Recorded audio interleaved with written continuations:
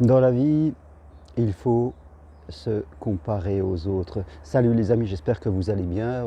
Des samedis, il fait beau ici à Montpellier, je rentre de mon footing parce que j'ai envie de rester en forme. Et si on veut de rester en forme, eh bien il faut prendre soin de soi, il faut marcher, il faut courir, il faut nager, il faut faire du vélo, il faut se bouger.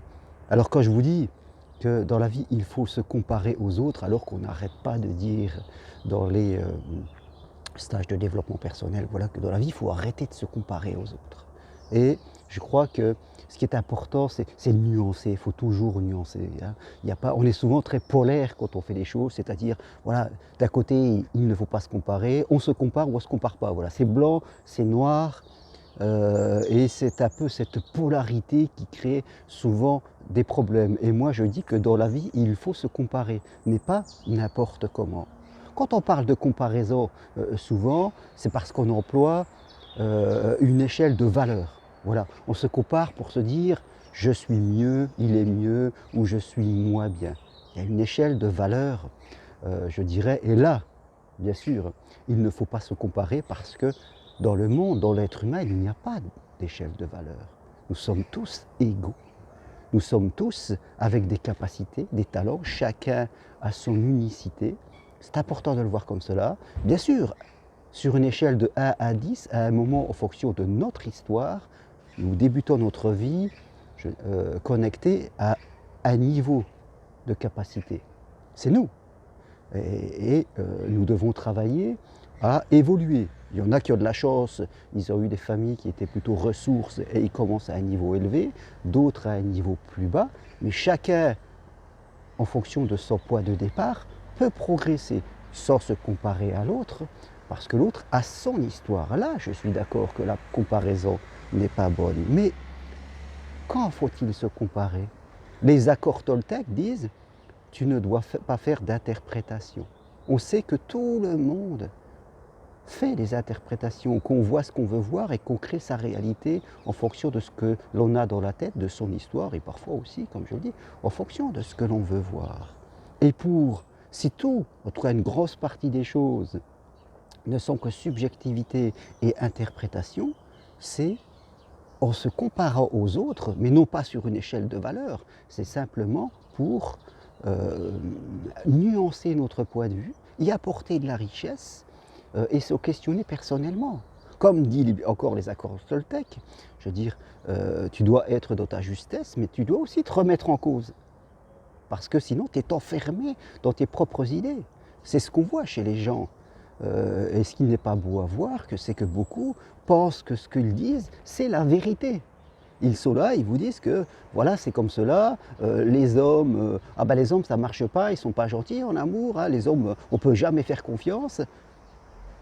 Et ils englobent, ils généralisent parce que ça les arrange bien, parce que soit ils n'en ont pas conscience qu'ils sont en train de généraliser, premier point. Deuxième point, c'est parce qu'ils ont peur d'y aller, ils ne veulent pas y aller, alors ils vont trouver une justification. On doit se comparer aux autres, non pas sur une échelle de valeur, mais pour remettre en cause nos jugements. On regarde ce que les autres font, on regarde ce que l'on fait, on essaie de comprendre comment l'autre voit, et c'est ainsi qu'on apprend. C'est ainsi qu'on évolue. On évolue dans la souplesse. Dans l'école de Palo Alto, une grande école américaine de coaching et d'accompagnement, voilà, on parle de réalité 1 et de réalité 2. Je prends un verre, je le laisse tomber, hein, ou je prends un stylo, je le laisse tomber, c'est la réalité 1, le stylo est tombé. La réalité 2, c'est toute la subjectivité, pourquoi le stylo elle était là, qu'est-ce qu'il faisait là, pourquoi je l'ai laissé tomber, est-ce que j'ai voulu le laisser tomber, est-ce que j'ai fait exprès, est-ce que c'est la faute de quelqu'un, et pourquoi il est tombé là et pas ailleurs, est-ce que tous les stylos tombent, en fin de compte la vie d'un stylo c'est tombé. Il y a des gens qui sont comme ça, ils sont enfermés dans leur truc et ils seraient capables de dire tous les hommes, on ne peut pas faire confiance aux hommes, ou alors tous les stylos tombent. Hein. Les stylos, ça ne sert à rien, parce que la finalité d'un stylo, c'est de tomber.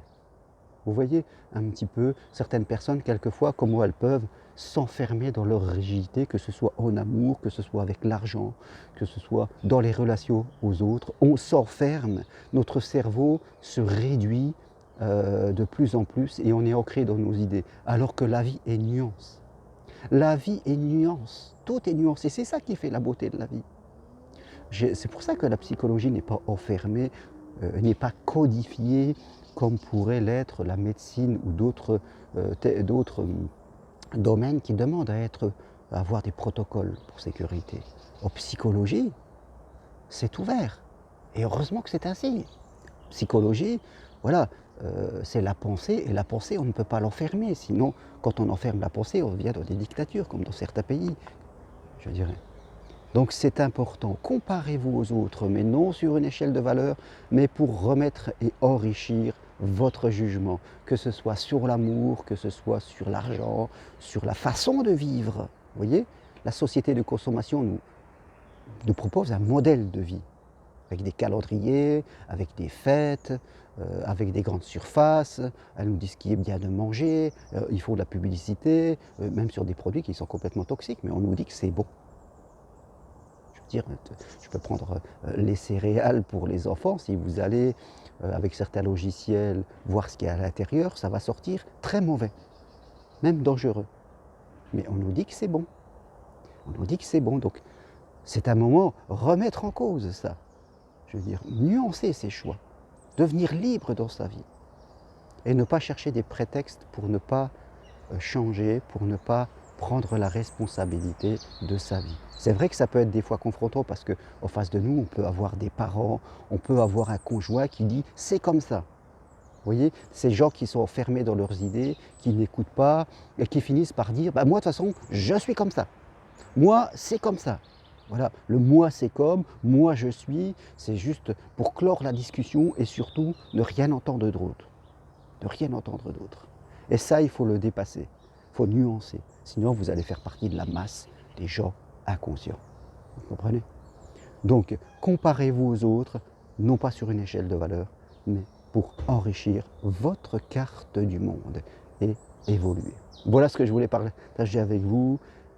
Si vous voulez aller plus loin avec moi, regardez ma journée de l'amour pour les célibataires, 18 et 19 janvier, qui veulent rencontrer l'amour. Les marches sur Compostelle, là pour changer son cadre, eh bien, il n'y a rien de mieux que de venir marcher 4 jours sur le chemin de Compostelle. Là, c'est vraiment un recadrage total de votre cerveau. Formation individuelle, accompagnement à distance de chez vous si vous le désirez. Tout ça sur mon site germainroncari.com. Merci, ciao les amis, bon week-end. Et n'oubliez pas, faites du sport, bougez-vous. Je dis, faites en sorte de rester en forme. Ciao, merci.